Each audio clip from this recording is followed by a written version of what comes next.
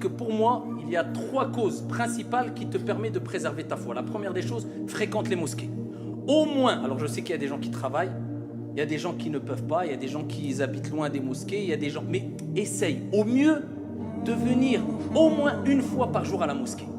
Et je peux vous dire que ça va sûrement changer votre vie si vous n'aviez pas l'habitude de venir une fois au moins par jour à la mosquée. Au moins une fois par jour. Tu travailles, salat al-isha elle est tard, ou bien salat al-subh avant d'aller au travail, mais au moins une fois. Pourquoi? Parce que tu viens dans la maison de Dieu. Tu vas te ressourcer dans la maison de Dieu. Il y a des anges, al-malaïka, qui invoquent pour toi. C'est une recharge que tu fais. C'est une bonne piqûre de rappel. Et le prophète, alayhi salam, dans un hadith rapporté par At-Tirmidhi, certains savants l'ont jugé faible, d'autres l'ont jugé hassan. Il dit إذا رأيتم الرجل يتعاهد المسجد فاشهدوا له بالإيمان. Si vous voyez une personne qui fréquente les mosquées, qui a l'habitude de venir à la mosquée, attestez qu'il a la foi. Et tu vas voir que ça peut changer ta vie d'un point de vue spirituel si tu fréquentes au moins une fois par jour. Et pour les sœurs, bien sûr c'est plus compliqué souvent pour elles, etc. Ce n'est pas obligatoire pour elles de venir, mais au moins on leur dit le Jumu'ah.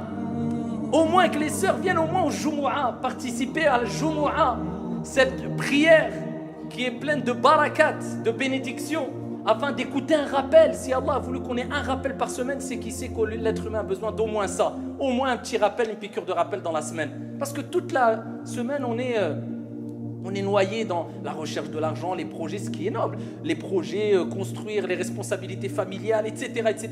Il faut cette piqûre, il faut se déconnecter un peu. Au moins une fois par semaine.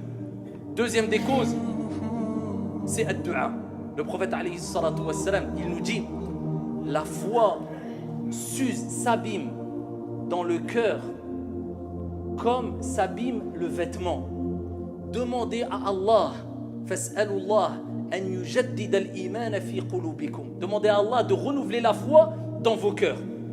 Ça c'est un des meilleurs remèdes. C'est simple. Tu dis Allahumma jaddid al-iman fi qalbi, ou en français, oh Allah, renouvelle la foi dans mon cœur une fois par jour. Allez, prends ça comme une ordonnance. Minimum. Une fois par jour, tu demandes à Dieu de renouveler la foi dans ton cœur. C'est le prophète alayhi salam qui l'a dit. Allahumma jaddidil imana fi qalbi.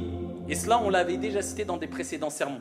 Et la troisième des choses, qui est simple aussi, c'est dhikrul maut, le rappel de la mort. Parce que dunya qasiratun mahma talat. Même si tu vis 100 ans, 120 ans, wallahi, la vie, elle reste courte.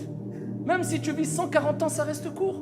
Si tu enlèves ta période de jeunesse, si tu enlèves le nombre d'heures que tu dors, si tu enlèves le nombre d'heures dans ta vie que tu as utilisé pour manger, si tu enlèves le nombre d'heures que tu as utilisé dans des loisirs, si tu... qu'est-ce qui t'a resté?